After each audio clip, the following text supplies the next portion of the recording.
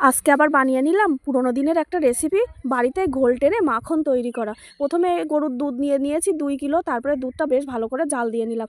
এরপরে একটু ফ্যাটানো টক দই নিলাম, দুধটা বেশ ঠান্ডা হয়ে গেছে, আঙুলটা দিয়ে দেখলাম।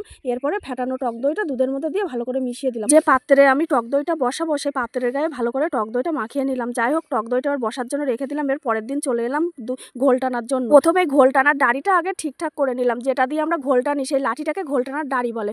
আর এই যে ঘোল টানার ডাড়ি দিয়ে এবার ঘোলটা টানা শুরু হয়ে গেছে। আর দইটা এত সুন্দর বসেছিল না, সেটা তো প্রথমেই দেখালাম। যাই হোক, ঘোল টানতে টানতে বাঁশের ঘষা লেগে একটা দড়ি কিন্তু ছিঁড়েই গেছে। দড়ি ছিঁড়ে টিড়ে মাখনটা কিন্তু উঠে গেছে, বেশ অনেকটাই মাখন উঠেছে। আর যাই হোক, এইভাবে আরেকবার টেনে দেখি আরেকটু ওঠে কিনা। আরেকটু উঠেছে, এবার মাখনটা ধুয়ে রেখে দেবো। আজকে আর জাল দেবো না মাখনটা, তাই ধুয়ে রেখে দিলাম। এদিকে ঘোলের মধ্যে একটু লবণ আর একটু চিনি দিয়ে দিলাম, বিট নুন আর চিনি দিয়ে ঘোলটা এবার সকলে মিলে খাবো। এই যে প্রথমে আমার গুড্ডু বাবা ঘোল খেয়ে তো দারুণ খুশি, ওর খুব ভালো লেগেছে ঘোল। এইভাবে ঠান্ডা ঘোল খেতে না খুবই ভালো লাগে।